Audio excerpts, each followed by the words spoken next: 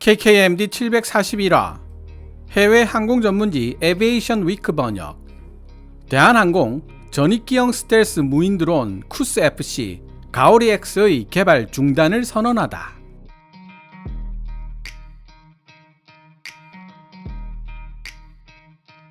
해외 항공 전문지 에비에이션 위크가 지난 8월 30일 기사로 대한항공 항공우주사업부 칼 ASD와 국방과학연구소 ADD가 공동으로 개발 중이었던 전익기형 스텔스 드론 쿠스 FC 일명 가오리 X 프로젝트가 무기한 동결되었다고 전했습니다.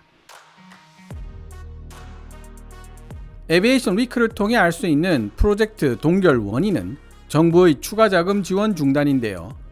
주의해야 할 점은 동결되는 것은 전익기형 스텔스 무인 드론 쿠스 FC 프로그램이며 이와는 별개로 진행되고 있던 무인 전투기 쿠스 LW 로열 윙맨 프로그램에는 아무런 영향이 없다는 사실입니다. 오히려 레이더파 흡수 구조 RAS와 레이더파 흡수 소재 RAM, 내부 무장창, 그리고 컨포멀 안테나처럼 지금까지 쿠스 FC 프로그램을 통해 국방과학연구소와 공동으로 연구해온 자료 및 연구 자산들은 그대로 쿠스 LW 프로그램으로 이전된다고 익명을 요구한 업계 소식통은 전하고 있습니다. 전익기란 한자 그대로 몸통 전체가 곧 날개인 항공기를 뜻합니다. 영어로는 크랭크드 카이트로 표기되는 전익기는 꼬리 날개가 달린 일반적인 항공기보다 항공역학적인 면에서 더 우수한 형태로 평가받으며 더 멀리, 더 안정적으로 비행할 수 있습니다. 전익기는 같은 크기의 일반 전투기보다 더 많은 무장 탑재력을 지니고 있을 뿐만 아니라 스텔스 측면에서도 훨씬 더 유리한 형태입니다. 그럼에도 불구하고 전술 전투기들의 대부분이 전익기가 아닌 꼬리 날개를 가지고 있는 형태로 만들어져 있는 것은 공중전에 임했을 때 꼬리 날개에서부터 비롯되는 급격한 선의 능력이 필요하기 때문입니다. 그래서 현재 실전 배치되어 있는 전익기들은 대부분 긴 항속거리와 폭장량을 갖추고 있으면서 뛰어난 스텔스 기능까지 보유한 전술 폭격기로 쓰이고 있습니다. 그 대표적인 사례가 바로 B2 스피릿과 B-21 레이더죠.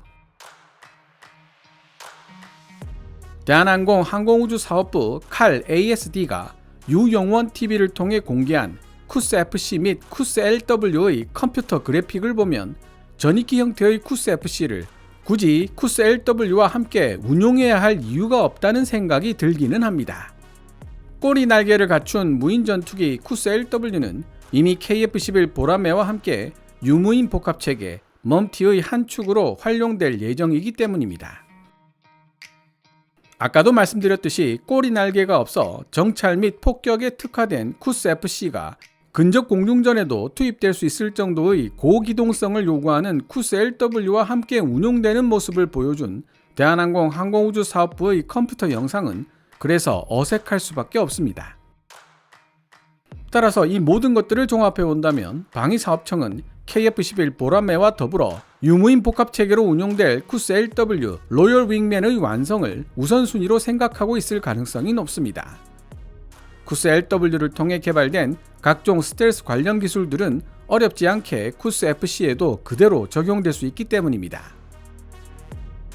기사 중에 현재 무인 전투기 쿠스 LW 로열 윙맨의 스텔스 성능이 -10dB로 감소하여 스텔스 기체로 인정받을 수 있는 저시인성 로우 업저버브 LO 영역에 가깝게 접근했다는 내용이 나오는데요. 그에 대한 좀 더 상세한 내용은 에비에이션 위크 기사 번역을 마친 후에 살펴보도록 하겠습니다. 에비에이션 위크 기사 원문은 노란색 글자로 표시됩니다.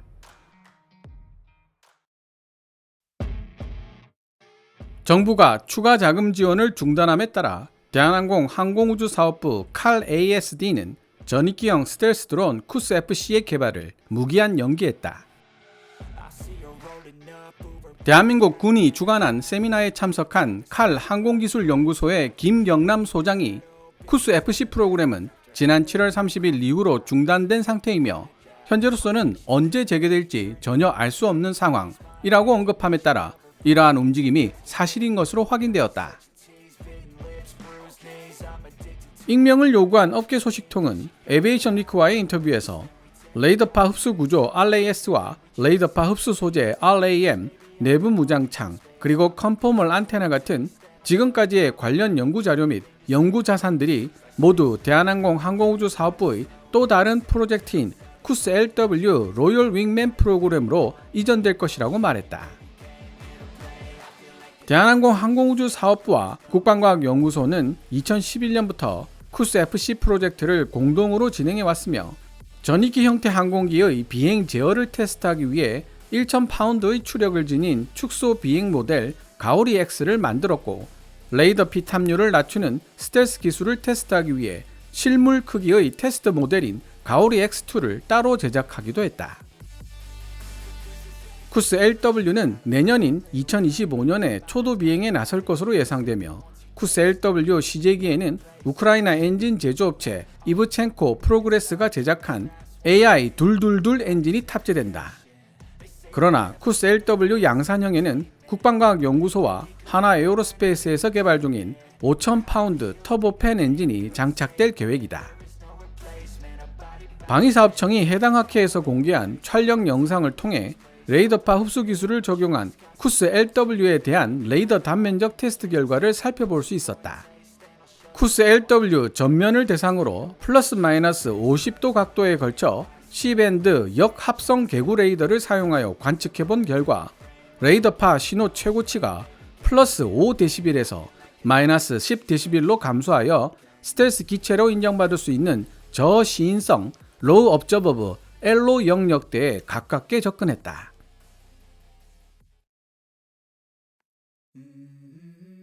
지금까지 해외 항공 전문지 에비에이션 위크가 2024년 8월 30일에 게재한 기사 Korean Air Suspends Development of KUS FC Stealth Drone, 대한항공 쿠스 FC 스텔스 드론 개발을 전면 중지하다를 번역해 보았습니다.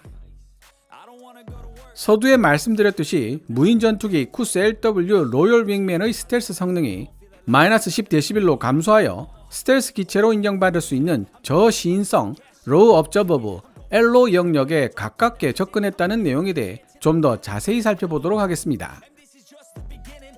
생소한 데시벨 제곱미터 단위를 우리에게 익숙한 단위로 환산하면 다음과 같습니다. 환산 공식에 따르면 0데시벨 제곱미터는 1제곱미터로, 마이너스 10데시벨 제곱미터는 0.1제곱미터로, 마이너스 20데시벨 제곱미터는 0.01제곱미터로 환산이 됩니다.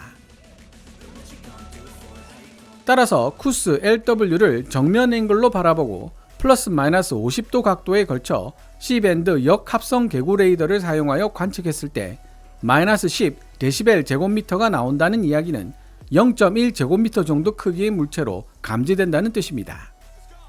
보통 레이더파 반사 면적이 마이너스 20데시벨 제곱미터, 즉 0.01제곱미터 수준부터 로우 업저버브 LO로 표시되고 스텔스 전투기라고 이야기하는데요. KF-21 보라매의 설계 개념상 실현할 수 있는 최소 레이더파 반사 면적은 마이너스 20데시벨 제곱미터라고 관계자를 통해 들었던 적이 있습니다.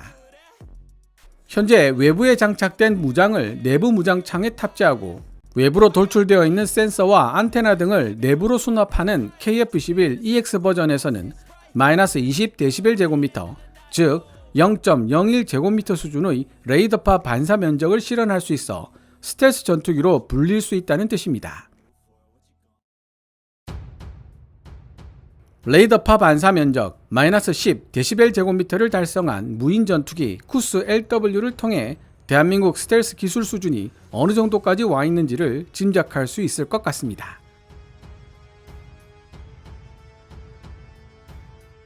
오늘 KKMD에서 준비한 내용은 여기까지입니다. 방송되었던 내용들은 KKMD 공식 블로그에서도 만나보실 수 있으니 구글이나 네이버 검색창에서 KKMD를 검색해 보시기 바랍니다. KKMD는 여러분들께서 챙겨봐 주시는 광고 수익으로 운영되고 있습니다만 영상 제작을 직접 지원하고 싶다면 농협 94812-16701호로 후원해 주셔도 됩니다. 지금까지 시청해 주셔서 감사합니다. 케빈즈 밀리터리 채널 KKMD